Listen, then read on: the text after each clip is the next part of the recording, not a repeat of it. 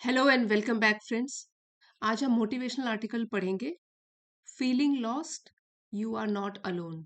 मतलब कभी कभी अगर आपको लगता है कि आप किसी बहुत ही मुश्किल टाइम से गुजर रहे हो, आपका जो डायरेक्शन है खो गया है, तो आप ये सोचिए कि आप अकेले नहीं हैं। You are not alone if you are feeling lost. इस एक मोटिवेशनल आर्टिकल के थ्रू आप अपनी वोकेबुलरी, कॉम्प्रिहेंशन और रीडिंग स्किल्स को एनहेंस कर सकते हो। आइए शुरू करते हैं। In the depths of adversity, it means कठिनाइयाँ, डिफिकल्टीज। और डीप जो वर्ड होता है, डीप का मतलब होता है गहरा। सो ये तो इसका एडजेक्टिव हो गया। ठीक है, डीप मतलब बहुत ही गहरा। उसका नाउन फॉर्म हो गया डेप्थ्स, प्लूरल में है, plural noun. In the depths of adversity, जब आप कठिनाइयों में भी बिल्कुल बॉटम में पहुंच गए हो, आपकी जो सिचुएशन है वो बहुत डिफिकल्ट है, तो जो भी कठिन परिस्थितियां हैं उनकी गहराइयों में भी the most reassuring reassuring truth is this: you are not alone. So reassure का मतलब हो गया किसी को आश्वासन देना, अश्योरेंस देना। तो सबसे बड़ा जो सुकून की बात है और अश्योरेंस, आश्वासन देने का जो सच्चाई है, वो ये है कि आप अकेले नहीं हैं। तो अगर आप भी किसी कठिन सिचुएशन में फंस गए हो, डिफिकल्ट फेज चल रहा है लाइफ में, तो आप ये सोचो, अपने आप को आश्वासन दो, इस सच्चाई का सामना करो। ये वाली सच्चाई क्या है कि आप अकेले नहीं हैं। अब आगे बढ़ते हैं। In moments of uncertainty, when setbacks accumulate accumulate and confidence begins to erode। Comma है यहां तक, पहले इसको समझते हैं, इसमें डिफिकल्ट वर्ड्स।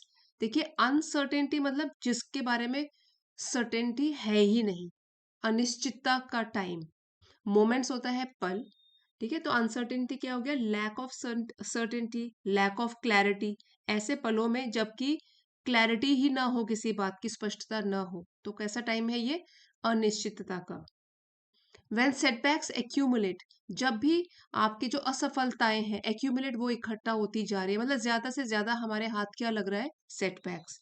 तो अक्यूमुलेट इसका मतलब होता है इकट्ठा करना, ये एक वर्ब है। और इसका मीनिंग हो गया कि टू गैदर, मतलब कि गैदर करना, धीरे धीरे धीरे धीरे इकट्ठा होना। तो ये हमारे सेटबैक्स इकट्ठे हो रहे हैं, मतलब एक के बाद एक हमको असफलता हाथ लग रही है।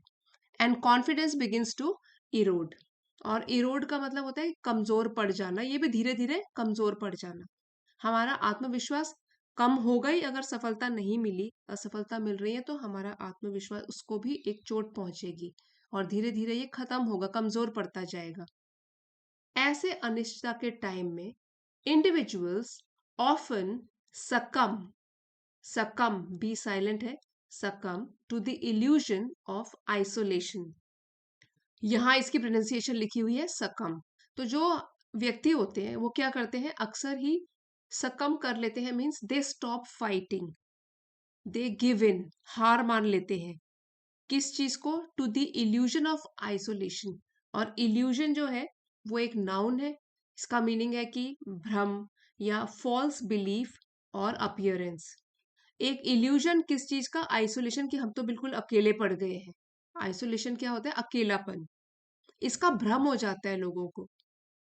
अब एक बार ये पूरी लाइन इकट्ठे क्विकली पढ़ के समझते हैं। In moments of uncertainty, when setbacks accumulate and confidence begins to erode, individuals often succumb to the illusion of isolation।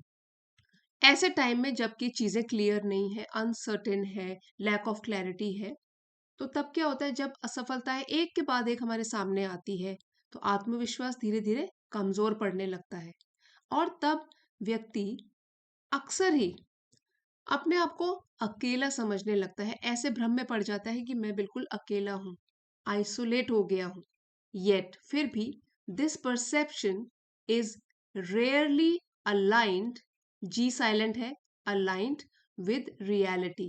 फिर भी ये जो धारणा है, देखने का नजरिया है, परसेप्शन ये भी एक नाउन है और इसका मतलब हो गया कि अबिलिटी टू नोटिस और अबिलिटी टू अंडरस्टैंड समथिंग, किसी चीज को देखने का जो नजरिया है, परसेप्शन है, रेयरली, वो कभी कभार ही जो भी वास्तविकता है, रियलिटी है, उससे मेल खाता है।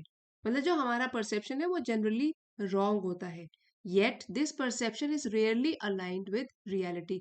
तो वास्तविकता कुछ और होती है, और जो ये हमारा परसेप्शन है कि मैं तो बिल्कुल अकेला पड़ गया हूँ, एक के बाद एक असफलता हाथ लग रही है, ये रियलिटी से शायद ही कभी मेल खाता है। Every aspirant preparing for competitive examinations, तो हर एक आकांक्षी, एस्पिरेंट क्या हो, परीक्षा की तैयारी कर रहा है, जो किसी एग्जाम की प्रिपरेशंस कर रहे हैं, एवरी एस्पिरेंट कॉम्पिटिटिव एग्जाम की तैयारी कर रहे हैं, and every individual navigating personal challenges, और सिर्फ ये लोग नहीं बल्कि हर एक इंडिविजुअल भी जो कि चुनौतियों से जूझ रहा है, पर्सनल चैलेंजेस जो है, डिफिकल्टीज है लाइफ में, उससे जूझते हुए आगे बढ़ रहा है, नेविगेट कर रहा है, is engage in a similar, वो एंगेज मतलब बंधा हुआ है इसी तरीके की, सिमिलर, ऑफन साइलेंट, अक्सर ही जो चुपचाप रहती है, दिखाई नहीं देती है सरफेस पे, संघर्ष, स्ट्रगल, जो कि साइलेंट है, साइलेंटली वो इससे जूझ रहा है, मुकाबला कर रहा है और आगे बढ़ रहा है। तो यहाँ पे जो देखिए एवरी, यहाँ पर भी एवरी, एवरी के साथ हम लोग फिर वर्ब इज यूज करते हैं सिंगुलर फॉर्म में, ईच के साथ, एवरी के साथ सिंगुलर फॉर्म में वर्ब यूज किया जाता है। Every aspirant preparing for competitive examinations and every individual navigating personal challenges is engaged in a similar, often silent struggle. तो एक एस्पिरेंट, आकांक्षी, जो कि परीक्षा की तैयारी कर रहा है, और प्रत्येक व्यक्ति जो कि अपने ही चैलेंजेस से जूझ रहा है, वो किसी न किसी रूप में मौन संघर्ष का हिस्सा है, मतलब कि वो अंदर ही अंदर उसके संघर्ष चल रहा है, तो वो अकेला नहीं है। Beneath composed appearances lies a shared human experience of doubt, effort and perseverance. Compose होता है जैसे कि काम, कंपोज बिल्कुल ही शांत, और बिनिथ है नीचे, और अपियरेंस हो गया कि जैसे कोई दिखाई पड़ता है। ठीक है, यहाँ पे इसका मतलब हो गया बिनिथ कंपोज्ड अपियरेंसेस, जो भी ये शांत दिखने वाला बाहरी बनावट है, उसके नीचे लाइज निहित है, बसी हुई है, अ शेयर्ड ह्यूमन एक्सपीरियंस, हर एक इंसान का जो एक्सपीरियंस है, अनुभव, किस चीज का, डाउट, एफर्ट एंड परसिवियरेंस। तो परसिवियरेंस इसका मतलब है कंटिन्यूड एफर्ट्स डिस्पाइट डिफिकल्टीज, मुश्किलों के बावजूद भी प्रयास करते रहना, एफर्ट्स करते रहना, मेहनत करते रहना। तो सबका एक्सपीरियंस जो कि शक से भरा हुआ था, कभी एफर्ट, प्रयास से भरा हुआ था, और लगन से भरा हुआ था। तो ये सबकी ही जिंदगी में आता है, ऐसा नहीं है कि कोई अगर इसको पढ़ रहा है वो सोच रहा है कि मैं अकेला हूँ, कितना डिफिकल्ट टाइम मेरी जिंदगी में भरा हुआ है। Beneath composed appearances lies a shared human experience of doubt, effort and perseverance. सो जो भी ये शांत दिखने वाले चेहरे हैं, उनके पीछे शक से भरा हुआ, प्रयास, एफर्ट से भरा हुआ और निरंतर संघर्ष की एक ऐसी कहानी छिपी हुई है, जो कि सब में शेयर्ड, मतलब कॉमन ही है, सभी लोगों के लाइफ में ये वाला टाइम कभी ना कभी आया है। Recognizing this collective journey fosters emotional resilience.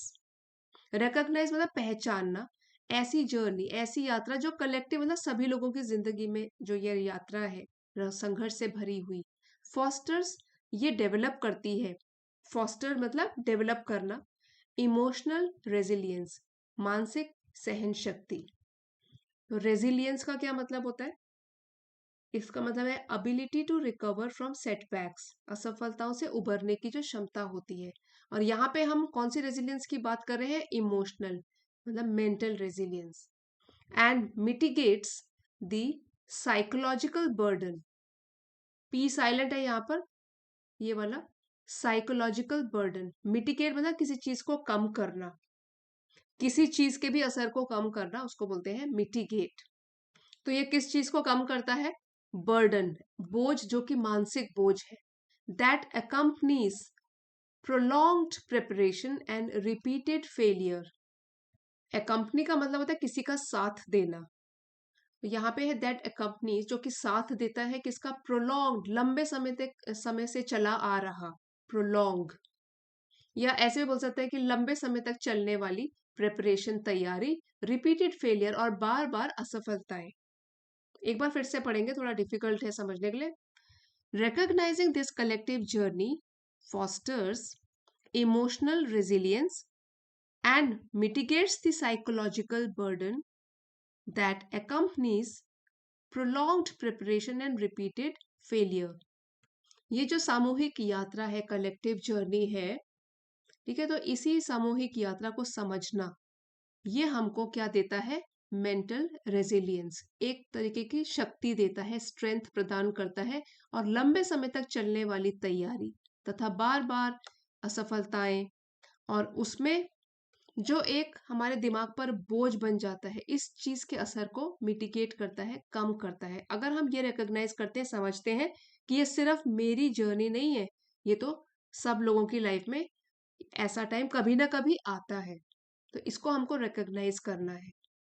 Moreover, support does not always manifest in overt gestures. So यहाँ पे manifest, इसका मतलब है कि to become visible और to become evident, ठीक है, manifest ये verb है। तो जो भी सपोर्ट हमारे डिफिकल्ट टाइम पे, जो भी हमको सपोर्ट मिलता है, वो हमेशा ही ऐसा नहीं है कि वो हमारे सामने प्रकट होगा जेस्चर्स के थ्रू, और वो भी जेस्चर्स जो कि ओवर्ट होंगे। सो जेस्चर्स का मतलब होता है हाव भाव हमारे, और ओवर्ट जो है वो एडजेक्टिव है, इसका मीनिंग हो गया कि ओपन टू व्यू और ओपन टू नॉलेज, मतलब कि जो सबकी नजर में आए, ऐसे जेस्चर्स, या कांस्टेंट, लगातार हमको कोई तसल्ली देता रहे, रीअश्योर, और बार बार अश्योरेंस देता रहे, आश्वासन देता रहे। सो कहने का मतलब है कि जो भी हमको ऐसे टाइम पे अपना सहयोग देता है, सपोर्ट देता है, वो हमेशा हमको प्रत्यक्ष रूप में तो नहीं दिखाई देता, इट एग्जिस्ट्स, फिर भी ये जो सपोर्ट है वो एग्जिस्ट है, मतलब कि प्रेजेंट है, in the accumulated wisdom of those who have endured before us। किसमें एग्जिस्ट कर रहा है फिर ये वाला सपोर्ट, विजडम, इसका मतलब हो गया कि डीप अंडरस्टैंडिंग या गुड जजमेंट, समझदारी, बुद्धिमानी, जो कि एक्यूमुलेटेड है, इकट्ठा की गई है धीरे धीरे, उन लोगों की जिन्होंने, हु हैव, दोज है, ठीक है, तो इसका मतलब प्लूरल में है ये, यहाँ पे हैव यूज किया गया है, उन लोगों की जिन्होंने की एंड्योर किया है, सहन किया है, हमसे पहले कठिनाइयों का सामना किया है, और फिर हमको इसके बारे में बताया भी है, इन बुक्स दैट आर्टिक्यूलेट अनस्पोकन फियर्स, और किताबों के द्वारा भी हमको सपोर्ट मिलता है, इसके बारे में पता चलता है, ऐसी किताबों के बारे में, ऐसी किताबों के द्वारा जो कि आर्टिक्यूलेट, स्पष्ट रूप से वो व्यक्त करती है, लोगों के सामने लेकर आती है, एक्सप्रेस करती है, अनस्पोकन फियर्स, ऐसे डर जिनकी हम चर्चा नहीं करते, जिसके बारे में बात नहीं करते, एंड इन मेंटोर्स, और उन मेंटोर्स, उन मार्गदर्शकों की, who offer direction at critical junctures, जो कि हमको एक डायरेक्शन, एक रास्ता दिखाते हैं, और काफी क्रिटिकल, मतलब कि ऐसे डिफिकल्ट पीरियड्स में, ऐसे निर्णायक मोड़ जो होते हैं हमारी लाइफ के, जंक्चर होता है a critical point in time, और जंक्चर एक नाउन है, जंक्चर, तो इसका मीनिंग क्या हो गया, a critical point in time.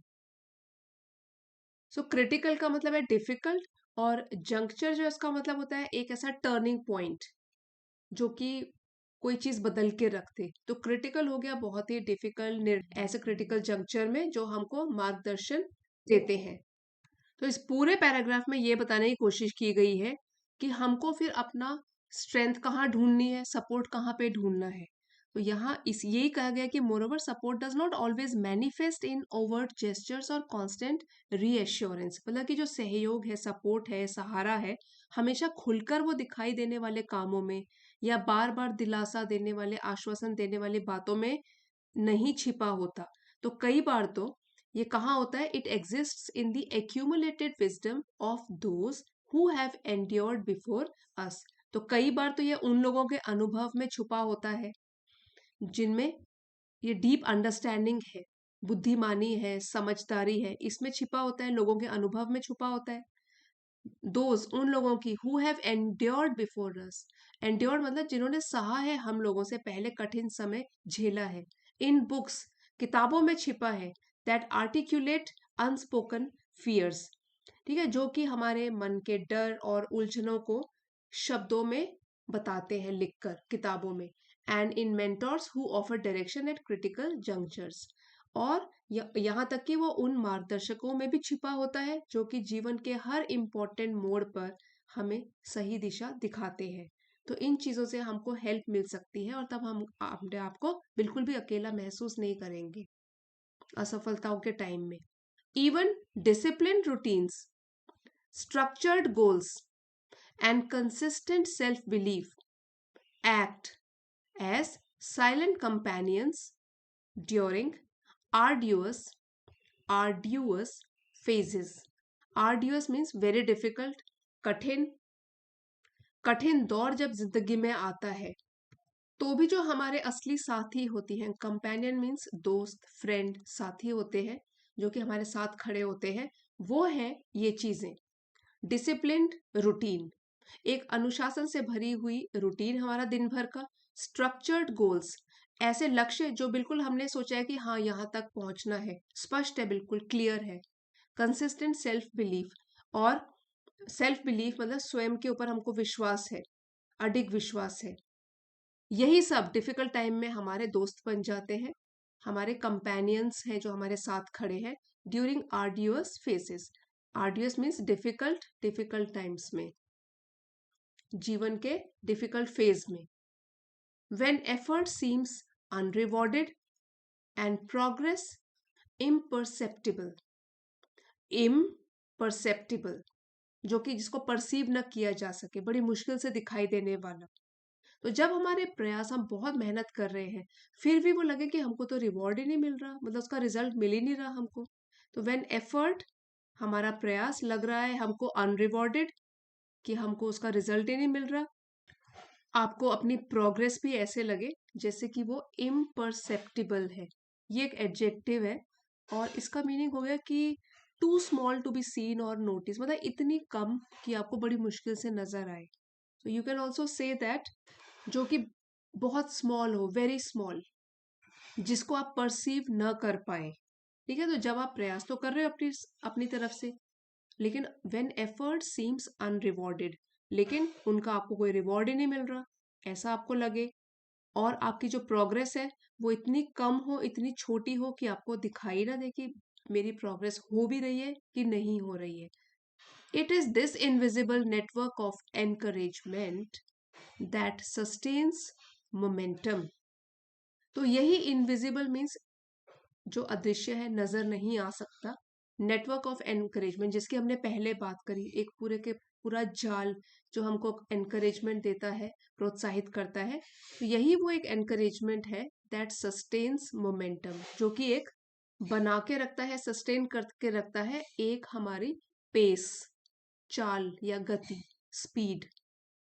सो जब भी आपको ऐसा लगे कि आपके जो एफर्ट्स है उनका आपको फल दिखाई नहीं दे रहा, या आपकी जो प्रगति है, प्रोग्रेस है, वो बहुत ही छोटी है, तब आपको ये जो इनविजिबल सपोर्ट है वही है जो हमको आगे बढ़ने की शक्ति भी देता है।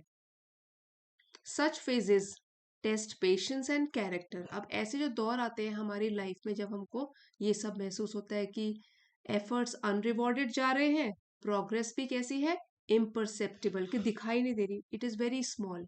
तो ऐसे फेज जो होते हैं लाइफ में वो हमारा धैर्य, इसको टेस्ट करते हैं, इसकी परीक्षा लेते हैं, कितना पेशेंस है हम में और हमारा चरित्र कैसा है, क्या हम टूट जाते हैं कि हम डिफिकल्टी से उबरने का भी कोशिश करते हैं। Such phases test patience and character. तो ऐसे दौर धैर्य को टेस्ट करते हैं और हमारे चरित्र की भी परीक्षा लेते हैं। But they also cultivate grit, mental clarity and long term vision. लेकिन एक और चीज है जो हमें डेवलप हो जाता है, वो क्या है, कल्टिवेट ग्रिट। ग्रिट मीन्स दृढ़ संकल्प, पक्का इरादा, स्ट्रेंथ, मेंटल क्लैरिटी, मानसिक रूप से हम, हमारे थॉट्स और हमारा जो परसेप्शन है वो भी क्लियर हो जाता है। और लॉन्ग टर्म विजन मीन्स दूर तक देखने की क्षमता हमारे में विकसित हो जाती है। सो ऐसे जो फेजेस हैं वो हमको और भी स्ट्रांग बना देते हैं। ये हमारे पेशेंस की, कैरेक्टर की परीक्षा तो लेते ही हैं, लेकिन साथ साथ क्या करते हैं, हम हमारा जो संकल्प है, पक्का इरादा, वो उसको मजबूत कर देते हैं, मेंटल क्लैरिटी देते हैं, और लॉन्ग टर्म विजन मीन्स आगे का क्लियर गोल, और आगे हमको किस डायरेक्शन को अपनाना चाहिए ये भी डेवलप करते हैं। सो डिफिकल्ट फेजेस से भी हम बहुत कुछ सीखते हैं। अल्टीमेटली, आखिरकार, the realisation that one is not alone transforms despair into determination. फिर जब आखिरकार हमको रियलाइजेशन मतलब इसका बोध होता है, ज्ञान मिलता है कि हम लोग अकेले नहीं हैं, बहुत सारे हमसे पहले लोग भी थे जिन्होंने संघर्ष किया। तो ये जो रियलाइजेशन जब आता है, तो it is that one is not alone, ये ट्रांसफॉर्म बदल के रख देता है डेस्पेयर को डिटर्मिनेशन में, मतलब निराशा को पक्के इरादे में बदल देता है, एंड फेटीग इनटू फोकस्ड रिजॉल्व, और जो फेटीग मतलब थकान हो जाती है बार बार असफलता के कारण, जो भी थकान, फेटीग मतलब थकान, इसको भी बदल देता है फोकस्ड रिजॉल्व में। रिजॉल्व होता है पक्का इरादा, निश्चय करना, फोकस्ड, जो बिल्कुल पक्का निश्चय हमने कर लिया है। Each challenge endured contributes to inner growth and prepares the mind for greater responsibilities ahead. हर एक चैलेंज, हर एक चुनौती जिसका हम सामना करते हैं, ईच है ना, तो यहाँ पे सिंगुलर सब्जेक्ट्स आएंगे, सब्जेक्ट सिंगुलर है तो हमारे वर्ब्स भी सिंगुलर आएंगे, जैसे कि कॉन्ट्रीब्यूट्स और प्रिपेयर्स। तो हर एक चुनौती जो हमने सही है, वो फिर हेल्प करेगी हमको अंदर से स्ट्रांग बनाने में, और हमको प्रिपेयर करेगी, तैयार करेगी हमारे दिमाग को, प्रिपेयर्स द माइंड, कि वो ज़्यादा से ज़्यादा जिम्मेदारियां जो आगे आने वाली है उनको वो उठाएगा, क्योंकि हम मेंटली स्ट्रांग बन चुके हैं कठिनाइयों से गुजर के। As one advances with steadfast commitment and resilience within, और जैसे ही इंसान आगे बढ़ता है ऐसे कमिटमेंट से, जो कि स्टेडफास्ट है, अडिग है, जिसको हिलाया डुलाया नहीं जा सकता, ऐसा कमिटमेंट, पक्का इरादा, और रेजिलियंस, डिफिकल्टीज से उबरने की क्षमता, और जो कि उनके अंदर ही डेवलप हो गई है अब। ठीक है, तो आप ऐसे बोल सकते हो कि जब व्यक्ति अडिग प्रतिबद्धता और हमारे अंदर की ही दृढ़ता के साथ आगे बढ़ता है, the journey itself becomes a source of empowerment. तो जो उसकी यात्रा है, लक्ष्य को पाने की जो उसकी जर्नी है, वो खुद ब खुद बन जाती है source of empowerment. So empowerment का मतलब होता है प्रोसेस ऑफ बिकमिंग स्ट्रोंगर, पहले से और भी सशक्त बन जाना। तो हमारी जर्नी जो है उसमें हम लोग और भी स्ट्रांग बन गए हैं, एक एम्पावरमेंट का स्रोत बन जाती है हमारी यात्रा। As one advances with steadfast commitment and resilience within, the journey itself becomes a source of empowerment। जब कोई भी इंसान अपने गोल्स की तरफ लगातार और पक्के इरादे के साथ आगे बढ़ता है, और अंदर से भी वो मेंटली स्ट्रांग बना रहता है, तो तब जो उसकी जर्नी है, सफ़र है, वो खुद ही उसे स्ट्रेंथ देता है, उसको कॉन्फिडेंस देता है, और पावर देने लगता है। तो एक एम्पावरमेंट का स्रोत बन जाता है। When you understand that countless others have walked this difficult path, जब आपको समझ आने लग जाता है, समझने लगते हो कि अनगिनत, काउंटलेस जिनको गिना ना जा सके, अनगिनत लोग ऐसे भी हैं जिन्होंने ऐसे ही डिफिकल्ट पाथ को पहले भी चला है, वो भी ऐसे रास्ते, कठिन रास्तों में चले हैं, तो आपकी जो अकेलापन है वो फेड मतलब धुंधला पड़ने लगता है। तो जब आप समझ लेते हो कि अनगिनत लोग इस कठिन मार्ग पर आपसे पहले चल चुके हैं, तो तब जो अकेलापन है वो मिट जाता है, and courage takes its place, और उसके स्थान पर उसका स्थान या जगह कौन ले लेता है? साहस। करेज टेक्स इट्स प्लेस मीन्स आप लोग काफी करेजियस बन जाते हो। सो जब भी डिफिकल्ट टाइम आए तो आपको ये सोचना है कि सिर्फ आपका डिफिकल्ट टाइम नहीं है कि सिर्फ आपकी लाइफ में आया है, आपसे पहले काउंटलेस दूसरे लोग भी हैं जिनकी गिनती भी नहीं है। सब लोगों की लाइफ में अप्स एंड डाउन्स आते हैं, ये समझने की ज़रूरत है that you are not alone in this journey.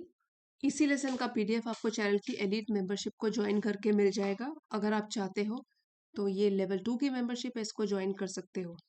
अब एक बार वोकेबलरी का क्विक रिविजन कर लेते हैं। एडवर्सिटी, डिफिकल्ट और अनफेवरेबल कंडीशंस, कठिन परिस्थितियां। अनसर्टेनिटी, लैक ऑफ सर्टेनिटी, जिसमें क्लैरिटी न हो, स्पष्टता की कमी हो। एक्यूमुलेट, धीरे धीरे इकट्ठा करना। इरोड, ग्रेजुअली वीकन और डिमिनिश, मतलब धीरे धीरे कमजोर पड़ते जाना। इल्यूजन होता है भ्रम। फॉल्स बिलीफ, एस्पिरेंट, आकांक्षी, a person who is aiming for a goal, जो किसी गोल को पाने की कोशिश कर रहा है, वो एस्पिरेंट है। परसिवियरेंस, लगातार प्रयास करना चाहे डिफिकल्ट सिचुएशंस भी आए। Resilience, ability to recover from setbacks, bouncing back ability. Burden, बोझ या हैवी रिस्पॉन्सिबिलिटी, तो यहाँ पे मानसिक बोझ की बात करी गई है। मैनिफेस्ट, प्रकट करना, टू बिकम विजिबल। विजडम होता है बुद्धिमानी, समझदारी। आर्टिक्यूलेट, अपने विचारों को स्पष्ट रूप से दूसरों के आगे क्लियरली एक्सप्रेस करना। जंक्चर होता है क्रिटिकल पॉइंट इन टाइम, बहुत ही जो कि चेंजिंग मोमेंट हो गया आपकी लाइफ का, क्रिटिकल पॉइंट, जरूरी या निर्णायक मोड़। इम्परसेप्टिबल, मतलब इतना छोटा कि वो दिखाई ना दे, बड़ी मुश्किल से दिखाई देने वाला। मोमेंटम है एक प्रोग्रेस, धीरे धीरे गति। और ग्रिट होता है करेज एंड डिटर्मिनेशन। रियलाइजेशन, जब बोध आ जाता है, समझ आ जाती है किसी चीज की, तो आप रियलाइज कर लेते हो। Awareness, inadequacy, lack of ability और कॉम्पिटेंस, अयोग्यता की, मतलब किसी चीज के योग्य नहीं हो आप। सो ये था हमारा आज का मोटिवेशनल आर्टिकल। आपके लिए अगर ज़रा भी हेल्पफुल रहा है, please don't forget to like, share and subscribe. Comments लिख के भी ज़रूर बताइएगा कैसा लगा। Thank you for watching friends, see you next time.